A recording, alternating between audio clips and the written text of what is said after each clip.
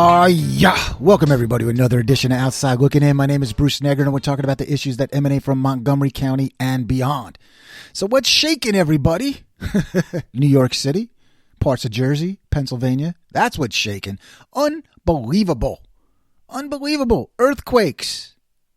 My friend Mark Giordano on social media puts out earthquakes today, eclipse on Monday, velociraptors down Broadway on Tuesday. Seriously, it's end of days, right?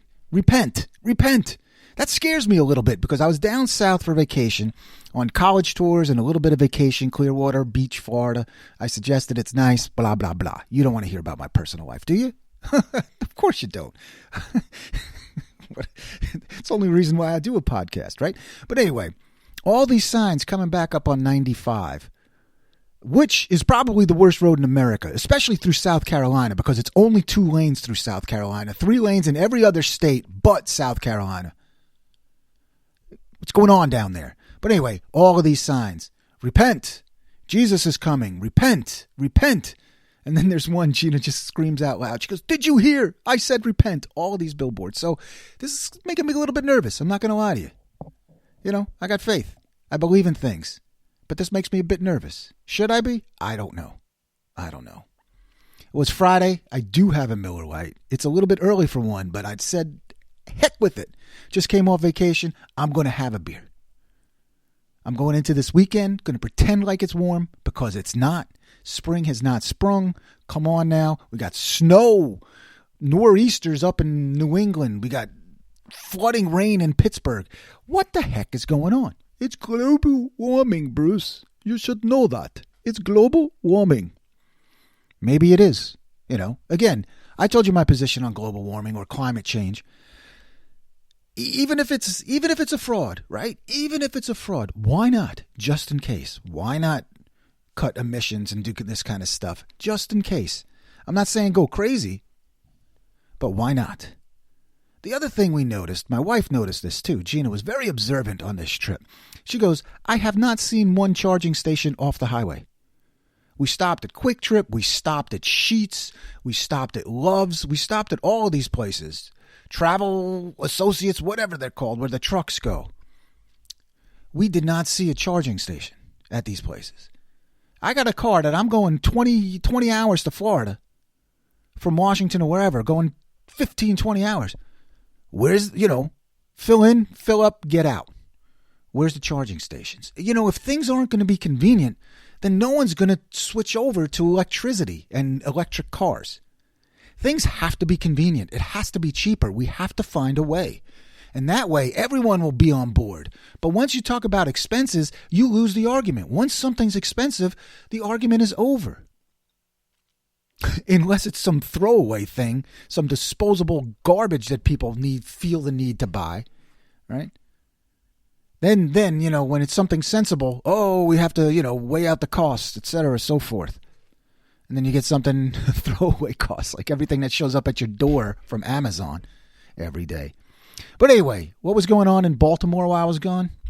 Key Bridge got knocked over. I haven't been on the Key Bridge, so I don't know much about it, but I'm telling you, when I saw that video, I was like, oh, man. I mean, that's a tragedy. That's horrible. That's horrible. Big, cargo ship, one of those super cargo ships, took out the whole bridge. I mean, it wasn't even funny. It took out the whole bridge. Nothing's funny about it. And anything I say from here on in, there's nothing funny about it. But I'll tell you, man, Maryland has some sketchy bridges. Pittsburgh has all 21 bridges or whatever all around. They all look like they mean something. Everything in Maryland looks like it's built from an erector set. It's just put on stilts. And, there was something on my Alexa this morning about, is the Bay Bridge safe? The Bay Bridge is not safe even before an ocean liner or a huge cargo ship comes. I don't understand the Bay Bridge because I don't understand the bridges in Maryland. I'm just telling you that. That was the point. But the Bay Bridge especially, it is 4 miles long, right, across the Chesapeake. Very, very important bridge. But they built it in like 7 sections, and they all look different. They have the wire bridge here. They have the flat bridge here. They have the train-looking bridge there. I've run over that thing or walked over it, and I've actually run. Yeah, I did the Bay Bridge 10-miler or whatever it's called, the 6-miler. And I've gone over that thing. And that thing just scares me. It scares me when I'm a regular driver before you can even have something, a cargo ship come through. But it's like 9 different bridges. What's going on? And then they built the second bridge for the because of the traffic, which was understood. But it's as mishmash as the first bridge. I mean, it's a mishmash. Who is the engineering designer on this? Oh, I guess we ran out of parts. Let's put another bridge on there. And that thing looks as flimsy as anything else. And I'm saying this before the Key Bridge got knocked down. The Bay Bridge scares me. It scares me because people drive a little bit nuts on it anyway. And it just doesn't look like it's substantial. I mean, we all have fears and phobias, but that one is sort of legit to me. And I'm not even worried about it. It just doesn't look substantial. That's all I got to say about that. Hopefully nothing will happen and they'll build what they have to do around there. But seriously, you got to worry about whatever. We're not going to worry about anything because everything's going to be all right, according to Bob Marley. So I'm still waiting for that. So I'm in the market for a new house. I'm going to move back to New York City, I think. If there's no more earthquakes. Yeah, I'm going to move back. You know why? But I'm not going to buy. I'm just going to squat. Did you know in New York City, a person only needs to be on the property for 30 days to claim squatters' rights? 30 days. I have to be on your property for 30 days to claim squatters' rights. Adam Karp, I like your place. Put me up for 31 days, and I'm taking it. I'm taking it from you. Isn't that ridiculous? There's been a lot of news in the newspapers about squatters. About people just refusing to leave. It's not your property, but they have rights. You have no rights. Just because you broke into my house and settled in there, I know it might have been no one's using it for a while, but it doesn't make it yours. And illegally, yeah, it does. In New York State, I think it was 10 years or something, but New York City, 30 days. All right, 30 days. It's your property. Well, that's just insane. Insane. Seriously, what we need to do is go through all the books, go through all the laws, and rewrite them and update them. Instead of creating new ones every day or taking them off the books, how about we just rewrite them to make them work, to make them something that people can use with some common sense. We talk about it on the program all the time. Common sense. There is none. It's gone. Goodbye. See ya. I mean, we're right. Crime. It's like we got people in Westchester County, or the congressman from Westchester County, Hasty. You know, we don't need heavier shoplifting crimes. Shoplifting is like the number one crime gang related thing around. And I'm not saying gangs as in the Crips or the Bloods or the MI5 or MS5, whatever it is. James Bond's group, right? Yo, man. Well, M, let's go knock off the CVS. But I'm telling you, it's ridiculous. I mean, real crimes and police officer, whatever. It's really, really frustrating. Because you see this stuff, it's like safety. That's all people want. People just want to live. And first of all, when you live in safety, then people are nicer to each other because they don't have to look over their shoulders. Believe me, I know it. New York City became a nice place when it was safe. You know, people were lamenting from the old days. We need the old Times Square back. We need the New York attitude. It all disappeared in the 90s, whether for good or for bad. It was obviously for good. But for bad, for keeping that kind of character, New York became pretty vanilla. Am I allowed to say that? Am I going to get canceled for that? No, New York became pretty vanilla because more people were coming from out of town than people in town. The characters, people like my dad, people like the cab driver, people with the accents, they were all gone. You had to go really to the far outer boroughs to find them, and then the far outer boroughs were immigration situations. Legal, whatever, that's fine. You got a neighborhood of Haitians, you got a number of East Indians over here, you got Hispanics over there, you got Greeks over there, the Russians out in Brighton Beach. You know, so there were neighborhoods, but everybody that used to be a New Yorker, they're no more New Yorkers. So it always makes me laugh. I mean, now the New Yorker's the Italian guy. That's the New Yorker. Hey, oh, hey, hey, hey, oh, hey, hey, oh, hey. You know, you used to have educated people with New York accents. So that was interesting. But this Hasty guy who's saying that shoplifting, you know, we don't want to really make it a crime. He's good. He's quite possibly could lose to George Latimer, the Westchester County executive. For all you people in Maryland, the reason I'm talking about this is because I know George Latimer. He knows of me. He was a state assemblyman for a while. Then he moved. He was mayor of Rye, state assemblyman. Then he was just a county legislator or whatever. Now he's the county executive of. But the guy is a politician, and I mean that in a good way. He's one of those guys. He's like a very, very, very, very poor man's Bill Clinton. Not in looks, not in anything, because he's not a handsome man. He knows that, so I'm not saying anything that's ridiculous. But he comes up to you. I met him outside one time. I was running for city council, and he was just very plugged in. He's like, "Bruce Negrin, how are you?" And I'm like, "I'm very well, Mr. Latimer. How you doing?" And this time he was in an office. He was the state assemblyman, so he was in an office. How the hell does he know who I am? He's from Rye. I'm from New Rochelle. And he comes up and goes, "How's that city council race going?" I'm like, holy smokes. You are number one. I mean, he just knows. He's plugged in. And, Hasty made fun of him for campaigning in front of a bagel shop in New Rochelle, which is the key bagel shop. Everybody goes to this place, or used to. I don't know it anymore, but he's out there just pounding the pavement, grassroots, the way it used to be done, instead of before all this social media nonsense. He's out there meeting people.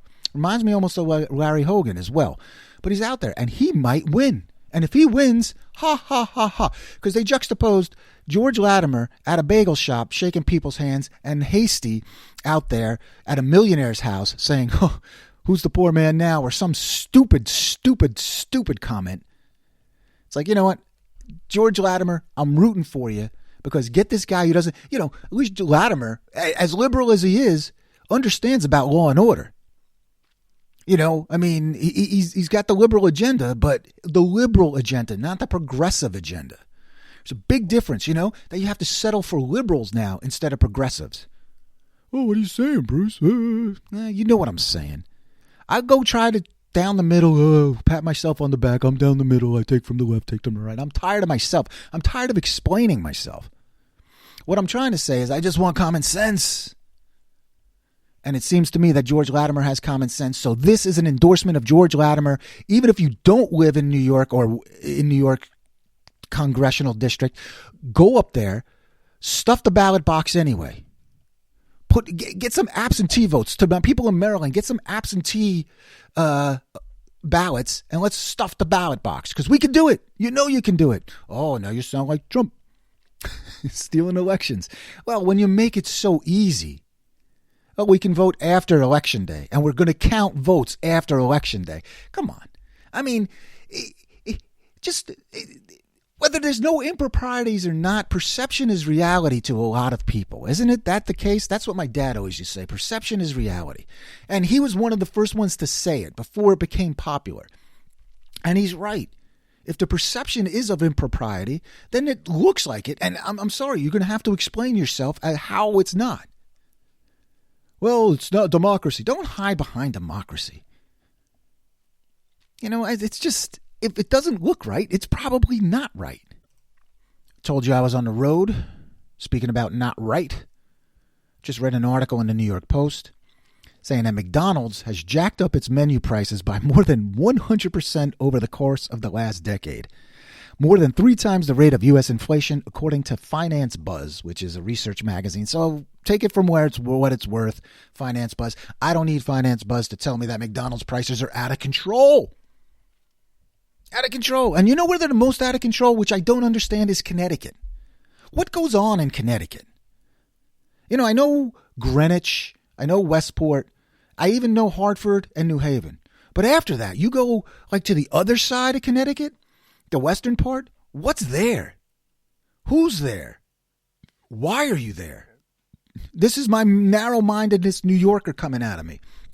I don't know what goes on in Connecticut, other than you can pay $18 for a Big Mac meal, as well as $7.29 for an Egg McMuffin, and $5.69 for a side of hash browns. And McDonald's is up in the air saying, you can't judge it. This is based on the franchisee. This is the prices that they're setting.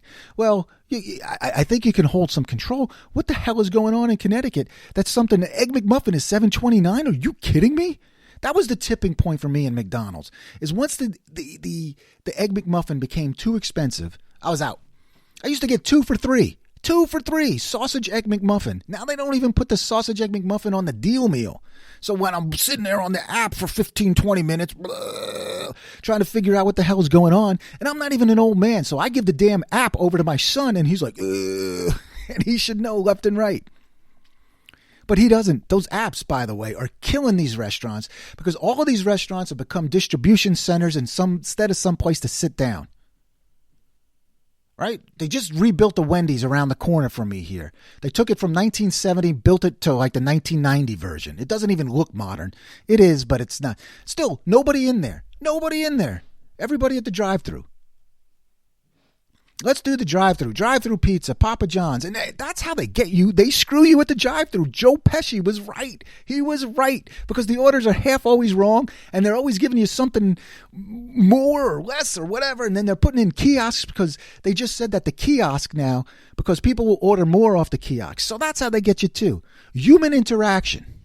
Right? I guess you're embarrassed if you go up to the front counter and say, I want 2 Big Macs instead of 1. You are the fattest man I've ever seen. Someone said that to me. They're like, yo, you really need 2 Big Macs, homie? Kamala, you need 2 Big Macs? I'd be like, no, just 1. Let me get the salad, please. But I mean, it's ridiculous, McDonald's. But the thing about Finance Buzz, what I was trying to say there is I don't need Finance Buzz to tell me that McDonald's is expensive. I know it's expensive. I've been telling you for the last 6 months it's expensive. Because I got kids who eat McDonald's. Sometimes I'll get involved there, but not anymore. You know, it was funny because we're coming back from Virginia, and my son's like, I'm hungry, Dad. Let's go to McDonald's. I said, I'm not going to McDonald's. You know where I'm going? I want to find an Applebee's. What? Applebee's? You white bread? No. You know why I wanted to go to Applebee's? I said because I was in Gettysburg one time. The nerd, Bruce the nerd, went to Gettysburg by himself. To walk the battlefield. I took a tour on a bus. Pickett's Charge. John Reynolds. Little Round Top. Chamberlain. That's right. I know my Civil War history. The War of Northern Aggression according to the Kappa Alpha Order. That's a story I'll tell you some other time. But I was out there and I stopped at an Applebee's. It's the only place I could find. So I go in there and the lady's like, it's half price. You want a beer? Sure, I'll take a beer. And then I look at the menu. I could get a hamburger with lettuce, tomato, and the whole thing, and French fries for $9.99. It's like, okay, I think I'll do that. $9.99 for a hamburger, a real hamburger, and French fries. So I said to my man Ryan, I said, Ryan, we're going to Applebee's. Applebee's, baby back. No, that's Chili's, right? So we went to Applebee's, got what we wanted. Save some money. Actually, we got the 2 for $25 deal. We were able to get an extra appetizer. So I got onion rings. They put out a big plate of onion rings. Nobody needs 15 onion rings. Not even Chubbs over here. Chubbs I could only finish like 4. I was like, I don't need 15 onion rings because that's all you really need is 2 or 3 onion rings. Onion rings are just for taste. It's a nice little flavor. You don't need a plate of onion rings, you fat bitch. That's right. You don't. But on that trip, talked about Liquid Death a couple weeks ago too. On that trip, Ryan tried Liquid Death. He's like, this guy's like a water snob for some reason. I don't understand how you become a water snob. He's like, Dasani, I don't like it. And Aquafina, it's reverse osmosis, so it doesn't taste right. He's got all these things about water. He's Bobby Boucher is who he is. But anyway, he tries Liquid Death. I said, you might as well try Liquid Death, It's really water, Ryan. He's like, it's not water. I said, no, don't let the name fool you. It really is water. So he tries it. He says, it's not bad. Then he tries it like a little bit later after he quenched his thirst. And he's like, Dad, I think this is giving me a sore throat. So $7 billion valued water company or $1 billion water company. Excuse me, I don't want to say 7 because that's way, way too much. But $1 billion. Valuation of $1 billion because of all the funds it raised. Gave him a sore throat. Because they have a snappy social media. You maroons. Buying water because it's a snappy social media account? You're an idiot. You know what? That's just idiotic. That's all I can say about that. It is all I can say about that. So you know what's coming up? One of our favorite features? The Wall of Annoyance. What's annoying me this week? Well, this is a little bit dated, but I'm going to say it anyway. St. Patrick's Day. Oh, Bruce, how could you talk about St. Patrick's Day? St. Patrick's Day was come on, man. All the Irish guys are going to come and beat you in your head. Maybe. But it's not St. Patrick's Day per se. It's St. Patrick is the patron saint of all amateur drinkers. I hate St. Patrick's Day for the simple fact that there's so many amateur drinkers out there that can't handle their liquor, their beer, their alcohol, whatever. They all got to stumble around and be idiots. Idiots, I tell you. I'm at Blacksburg, Virginia with Ryan. We're checking out Virginia Tech. Blacksburg, Virginia, in the middle of nowhere, closer to Tennessee than it is to Washington. But anyway, it's the night before St. Patrick's Day. It's the 16th, March 16th. And we go to this place, the Mellow Mushroom. I like the Mellow Mushroom. It's a pizza place. I first found it in Atlanta, and I followed it around. It's pretty good pizza. It's pretty good. Not great, but it's pretty good. I enjoy it. Anyway, we go to the Mellow Mushroom. We're waiting in line. This drunk maroon comes in as we're walking through, like knocks over something that Ryan thought he knocked it over. And then he pushes me from behind, this drunk guy. And I turn around. I'm like, what the? I haven't had a fight since 1973. But I'm like, oh my God, I got to bow up at Virginia Tech against somebody. Who's pushing me? The guy's like, blah, blah, blah, blah. I mean, and the thing was, they didn't even kick him out. I didn't understand it. I mean, the guy couldn't stand up, but he refused to leave. His friend's like, let's go home. Let's go home. I mean, his friend was shepherding him around, probably holding his hair back too. But his friend's shepherding him around. I'm like, take him home, man. Guy's going to get you in a fight. No, nobody at the Mellow Mushroom threw him out. I guess they just didn't want to deal with it. I understand that. But there is a certain point. If he was at Lulu's Bait Shack, he would have been out. Out, I tell you. You've had enough. You can't even stay here anymore. You've got to go. Especially when you're falling into patrons who have nothing to do and turn around ready to fight. Almost a brawl at Virginia Tech. And you know I'm a lover, not a fighter. Give me some tissues, Tito.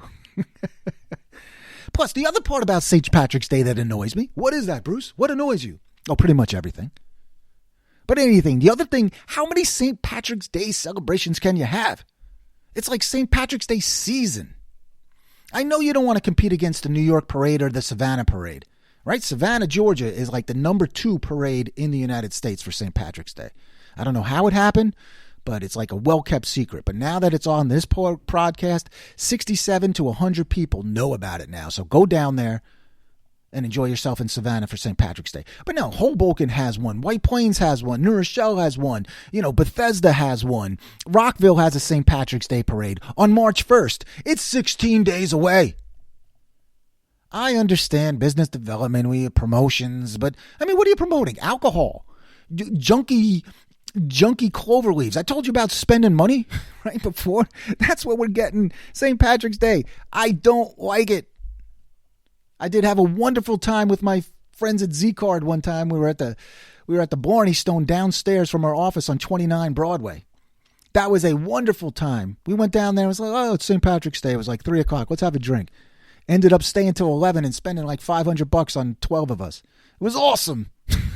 Talk about amateurs. I was right in there. No, see, I'm a professional drinker. That's why I get mad at everybody else.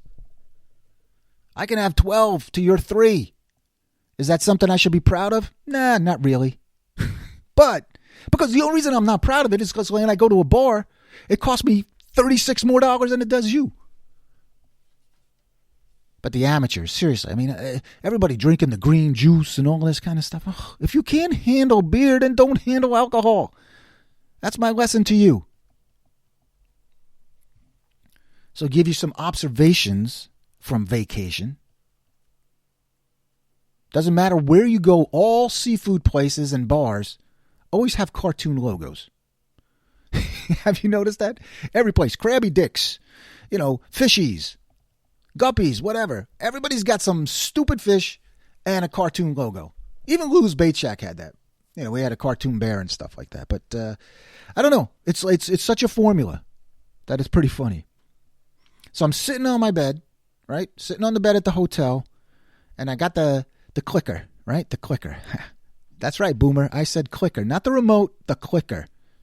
When it only used to go to 4, 5, 7, 11, 13, 2. Right? Those were the days. And then you'd have to go to UHF. The clicker didn't work on UHF. Holy smokes, man. Sometimes I sit down and I'm like, 50 years and change, 56 years, I'll be honest with you. 56 years have passed. And I've seen a lot of changes. I mean, and it was funny. It's like I was closer to my dad than I am to like my kids. My kids see change daily. It used to be change took a while when I was younger. I was enamored by the fax machine. Not even the internet. The fax machine used to enamor me. I still am enamored by it, but it's like the fax is gone. Nobody has the fax. And I was still at the doctor today. I was like, can you fax this to the other doctor? And he's like, no. But anyway, I'm on with the clicker. I'm going back and forth. And for some reason, this hotel had the news channels lined up together. So we click on Fox News. And it wasn't even Fox News. It was Fox Business. And there were 2 people in the afternoon. It was a lady and a guy. And they're on like at 5 o'clock or so. So I McMuffin and McMurray or somebody. I don't know. But anyway, I'm sitting there. And the thing about Fox News that kills me, or Fox Business, is that everybody is so smug. I don't understand about the smug. Everything, I understand where you sit. And Fox News and the Fox networks, etc. I understand that you are on the conservative side, but I don't understand the smugness. I mean, I was agreeing with some of the stuff that they were saying. You know where I sit. In the middle. Not really in the middle. I sit on the right more. But anyway, I was agreeing with some of the stuff they said. I didn't disagree with it, but the way they were saying it, I wanted to punch both of them. I wanted to give them the curly shuffle smack, Hey, Mo. It would have been awesome. Because you smug sons of bitches. It's like, ugh. But the thing was, I go over to the next channel. It's MSNBC or CNBC. And they're just talking about the same stuff. I mean, one station, Fox, is talking about, Joe Biden and the border. He stinks. Joe Biden stinks. Then you turn it over to CNBC. Donald Trump is a criminal and he's an abuser and this and that. That's like, oh, my God. Yeah, just the facts, ma'am. Just the facts. That doesn't happen anymore.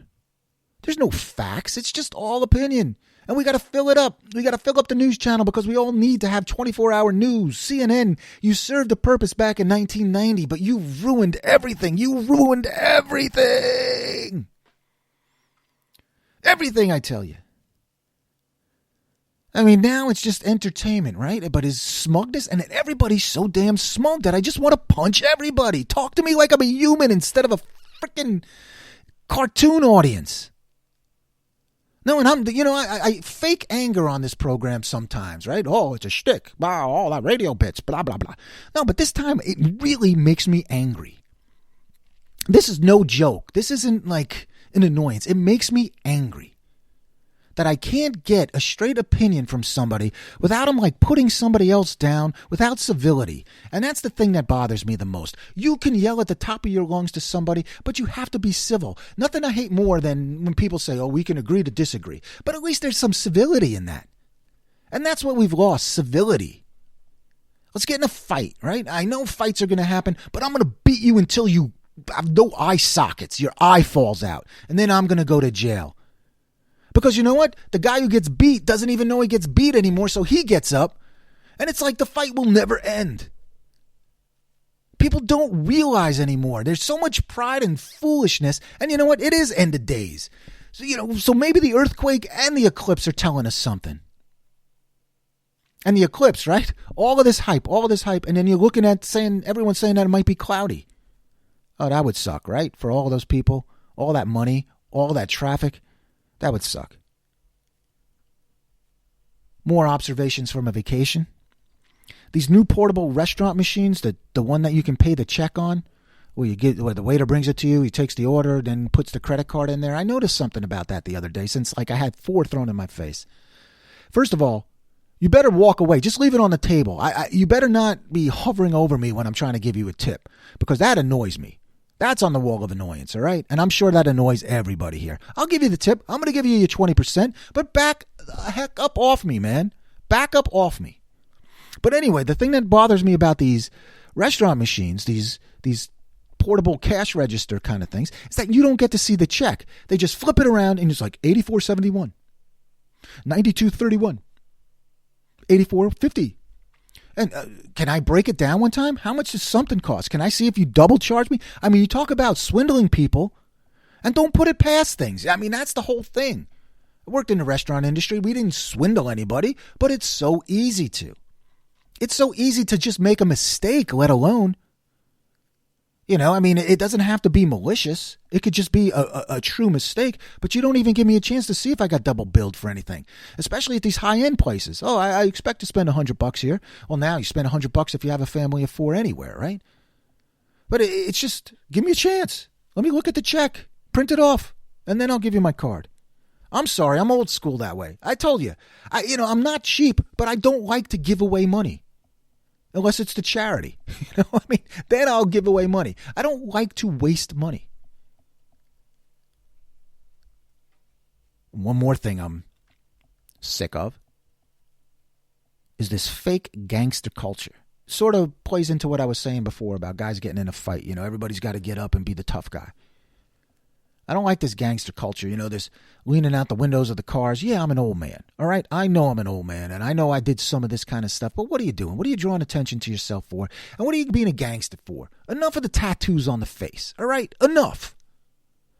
I mean, it was just funny. We're in Clearwater Beach, Florida, and one guy is yelling and screaming. He's like, I can't believe blah, blah, blah, yelling and screaming. What's he got? He got tattoos all over his back, tattoos on his face, hat backwards, smoking a cigarette. Oh, okay, yeah, we're supposed to believe that you're not the guy, right? You're not the guy. I'm sorry. I am judging on appearances. The book by the cover, right? Well, I'm doing it. It's not right. It's not the right thing to do. But who is the one who's going to be loud? Oh, you fit the stereotype. How you doing? Bang. And he was yelling and screaming all the way up the beach. It's like, I drove 1,000 miles to be here. Shut the hell up and go home. Go home. I don't need your fake gangster Eminem looking. Not even Eminem looking. I don't even know what you look like. I mean, come on. Eminem looks like a normal man compared to these guys. It's just, I'm tired of it. And the thing about it, the funny thing about it is like, Bruce, what are you talking about? How do you pretend like you're down with this? Or how do you pretend like you could say stuff like this? You don't know culture. Hey, I worked in rap music for 4 or 5 years. I did a rap music radio station in Nashville, Tennessee. It was on college radio, but NWA showed up. Tone Loc showed up. All of these groups would come by. Third Base showed up. They would come to see Be Nice at WRBU. And they're like, oh, it's a white guy. Yeah, it's a white guy. What's up? I mean, I grew up in the New York City area. I wasn't down with African Bambaataa in the park. No, I wasn't. But I heard the same damn music you did on Kiss FM and BLS and WHBI. I heard the same damn music, and for some reason, I fell in love with it. So then I went to work for a rap music label. I worked for Wild Pitch Records, which was part of EMI Records. We had Gangstar on our label to start. We had Main Source. We had the real, all right? But I didn't try to front. All I had was nice sneakers and baseball hats. I had all the minor league caps, the Chattanooga Lookouts, the Texas Mud Hens, all of these kind of stuff. That was my gig. I didn't get any gold fronts. I didn't get any tattoos. I didn't be like, yo, brother, yo, check it. And you know what? It was funny. I was playing a record for my brother one time. It was by this group, The Coup, who actually I like, and they were nice guys. But they had a record talking about killing a cop, and my brother turns to me and he's like, you really want to support this? And that's the first time someone raised social conscience on me. I was like, no, I don't really want to support that anymore. Sort of changed my thinking on that. And plus, what also changed my thinking was that, things just got rough and rugged. I mean, I got threatened 9 times. People trying to fight Bushwick Bill from the Ghetto Boys. I'm in the bathroom with him, and he's like, yeah, he was dusted out of his mind. He's like, yeah, what are you looking at, man? I'm looking at nothing, Bill. I got to get out of here. Mess you up, man. I'm packing. I'm like, oh, shit. I'm going to get... There's the curse. I'm going to get shot in a bathroom in San Francisco by Bushwick Bill from the Ghetto Boys. Damn, it feels good to be a gangster. No, I was out of there. I was like, enough of this. I was in for hip-hop party time. Sunshine party time, everybody feeling fine. And then all of a sudden, NWA comes out. And NWA were really nice guys. They were really nice guys. I spent a weekend with Dr. Dre. They were in Nashville. They weren't big yet.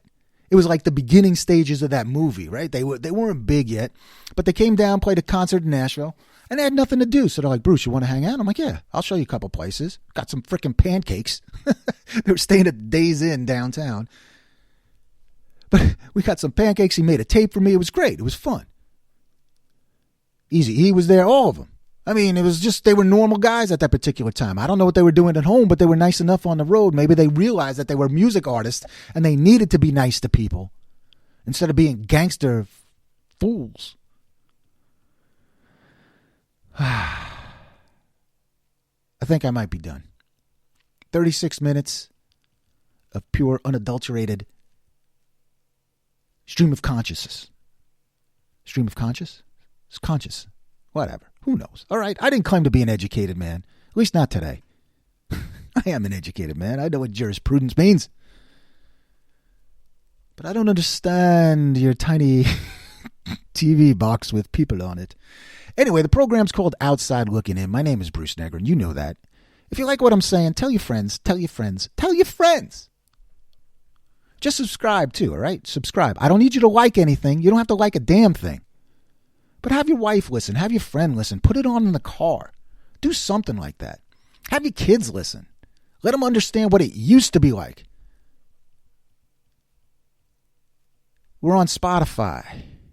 We're on iHeart. We're on Spreaker. We're on everything. We're on the email I send to you. Just listen. Because seriously, it's like Fat Albert. If you're not careful, you just might learn something. The program's called Outside Looking In. My name's Bruce Negrin. I'll talk to you next week.